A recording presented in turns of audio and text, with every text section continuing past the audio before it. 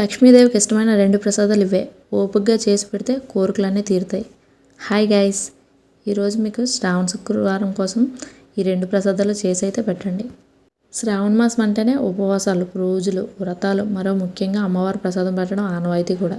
ఈ 2 ప్రసాదాలు అమ్మవారికి అయితే చేసి పెట్టండి, చాలా మంచిది.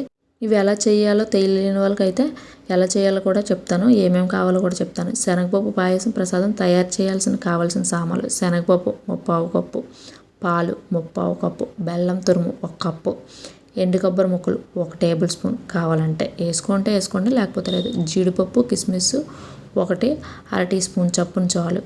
నెయ్యి 2 టేబుల్ స్పూన్లు. శనగపప్పు పాయసం తయారీ విధానం కూడా చూసేయండి. ఇప్పుడు స్టవ్ పై ప్యాన్ పెట్టి శనగపప్పును వేగించాలి. వేయించాక పప్పును 1.5 కప్పులో నీళ్లు పోసి కుక్కర్లో 4 విజిల్స్ వచ్చే వరకు ఉడికించండి. పప్పు బాగా మెత్తగా 4 విజిల్స్ వచ్చే వరకు. పప్పు గుదితో మరీ మెత్తగా కాకుండా కచ్చాపిచ్చగా రుబ్బేయండి. అలా రుబ్బాక స్టవ్ను ఒక గిన్నె పెట్టి బెల్లం తురుము 1/4 కప్పు నీళ్లు పోసి బెల్లం కరిగే వరకు వేడి చేయాలి. అందులో రుబ్బిన శనగపప్పును వేయండి. ఇలాచీ పొడిని 5 నిమిషాలు మగ్గించాలి. అందులో వేసి నెయ్యిలో వేగించిన కిస్మిస్, జీడిపప్పు, ఎండు కొబ్బరి ముక్కలను వేసి స్టవ్ ఆపేయడం. అంతే, శనగపప్పు పాయసం అయితే రెడీ అయిపోయింది. నెక్స్ట్ వచ్చేసి బెల్లం అన్నం తయారు కావాల్సిన పదార్థాలు చూసేద్దాం. బియ్యం 1 కప్పు, పెసరపప్పు 1/2 కప్పు, నెయ్యి 3 టీ స్పూన్లు, బెల్లం వచ్చేసి 1/2 కప్పు, పాలు వచ్చేసి 1 కప్పు, జీడిపప్పు వచ్చేసి ఒక 6-7 మీ ఇష్టం, కిస్మిస్ 10-15 వేసుకుంటే మీ ఇష్టం. అది కూడా యాలకుల పొడి 1/2 టీ స్పూన్. అండ్ బెల్లం అన్నం తయారీ విధానం చూసేయండి.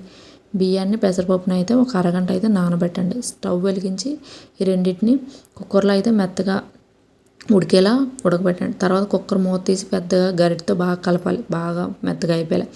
సన్నటి మంటపైన బియ్యం, పెసరపప్పు మిశ్రమాన్ని అయితే ఉంచి అందులో తురిమిన బెల్లాన్ని, యాలకుల పొడిని వేసి బాగా కలపండి.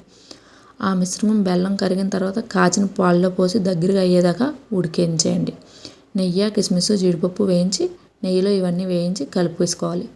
స్టవ్ పై నుంచి దించే ముందు 2 టీ స్పూన్లు నెయ్యి వేసుకుంటే చాలా బాగుంటుంది. అంతే, బెల్లం అన్నం కూడా రెడీ అయిపోయింది. అమ్మవారికి ఈ ప్రసాదం అయితే చాలా అంటే చాలా ఇష్టం. ఈ ప్రసాదాన్ని అమ్మవారికి సమర్పించండి. ఈ 2 ప్రసాదాలు పెట్టి ఈజీగా అయితే మీరు పూజను చేసుకోండి. అటు ఆఫీస్ ప్రెజర్, ఇటు ఈ పూజ ఎలా చేసుకోవాలని భయం లేకుండా అయితే ఉంటుంది. ఇలాంటి మరిన్ని వీడియోస్ కోసం అయితే మన ఛానల్ని సబ్స్క్రైబ్ చేసుకోండి. Thank you so much.